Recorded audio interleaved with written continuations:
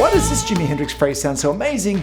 Well, he's using a rhythm trick that most guitarists miss. We're slowing this phrase down today to help you transform your solos and finally ditch that damn noodling. After a decade of teaching, I've seen countless students struggle to make their solo sound more melodic until they grasp these Hendrix solo tricks. And first you need to understand the simple but effective way that Jimi adds a punctuation mark to every lick. And that's step 1. This is the solo to Hey Joe, and whilst most intermediates have the technical ability to play this solo, most lack the ability to see the trick within the solo.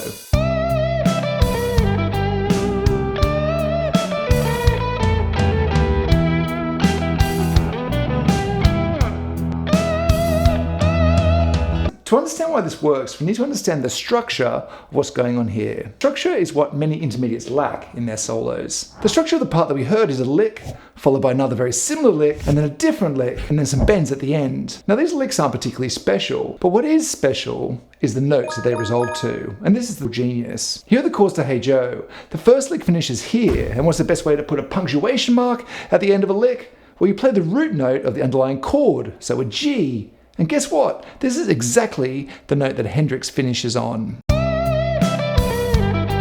The second lick finishes here, and guess what note this lick finishes on? Well, it's an E. And because this lick lands smack bang on the beat, it feels even more resolved. The next lick finishes here, and once again it resolves to an E. And this one, Jimi bends to a higher E. As every soloist knows, the finishing on a higher octave bend makes a solo feel even more epic. I found that less experienced soloists have a bunch of licks, but an inability to link them up in any meaningful way or glue them to the underlying chords. But this trick solves that. Now, Jimi, being the genius that he is certain that he's not thinking about which note to resolve to in each lick. He can just naturally resolve each phrase to the root note. But you're not Jimi, and that's fine, but you can work on this. So let's simplify. So with this exercise, we're going to start by creating a simple lick.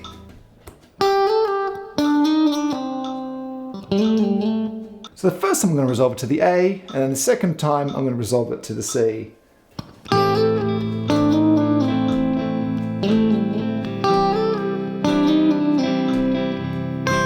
This technique is a form of chord tone soloing, which is soloing by targeting the underlying notes of a chord. It's easy to work on this yourself. You can find a simple chord progression online. A slow blues where you can see the chords changing on screen like this quiz track is a great place to start. I find this is the best and most fun way to learn the notes of the fretboard. In this next trick, Jimi takes this even further by not playing just one note of the underlying chord, but all three. And I call this the shapeshifter.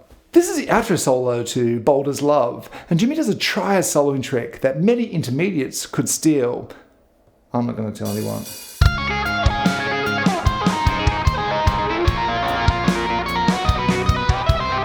Jimi's playing triads along to the song's chord changes. Playing triads along to chord changes is a really effective way to create an interesting solo section. In fact, this trick is so effective that it's used in 2 of the top 10 greatest solos of all time, Songs of Swing and Hotel California. It's really powerful.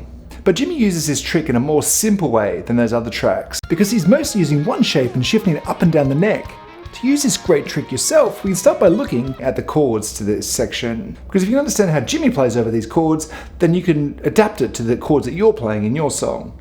So let's look at this first chord, which is a C sharp major. So I'm playing this as a bar chord, and there's a root, thirds, and fifths in this chord. But it's not the most efficient way of playing this chord, because there's 3 root notes and 2 fifths. So instead, we can use a triad. And Jimi uses this triad shape. So now we only have 1 root, 1 third, and 1 fifth. And Jimi pulls the third off to the root, and then plays the fifth. Now I've simplified this rhythm a little because nailing this is so important for an intermediate, which I'll go into further later. If you look at the tab, he's playing these notes as triplets. So the count is triplet, triplet, triplet, triplet. Next we have a G sharp major. And as it's a major chord shape, we can use the same triad as before, this major triad. Next we have A sharp minor. And because this has a flat third, we need to change our triad shape. So it's going to be still very similar, but instead of playing this major third, we're going to play this minor third.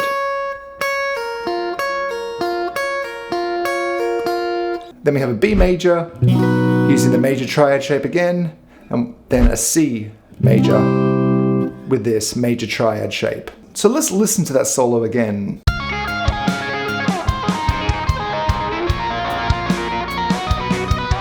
If you listen to Jimmy's solos, he often uses different sections. So he could have a section which is minor pentatonic licks, and then triads, and then a more interesting rhythmic section. Less experienced soloists tend to have just one trick, and that's just licks after licks after licks. 5 hours later.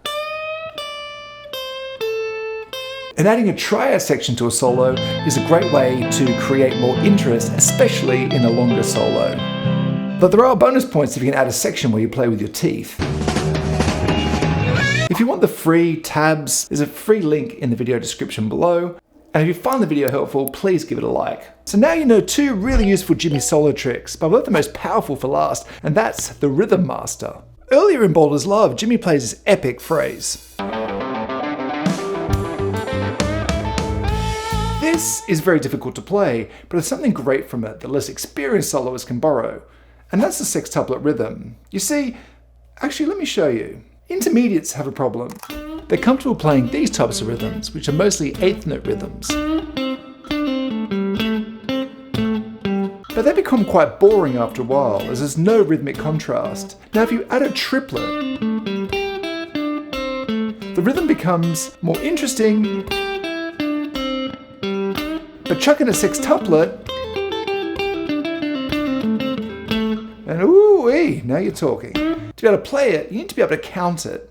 If we count the triplet as triplet, triplet, sextuplet is twice as fast. Triplet, triplet, triplet, triplet, triplet, triplet. Arriba! To work on this, we can use scales. I'm sorry, you still aren't here. Just hear me out. You can practice by moving rhythms around. So, and then triplets, 8th notes again, and then sextuplets. Something like, I don't know.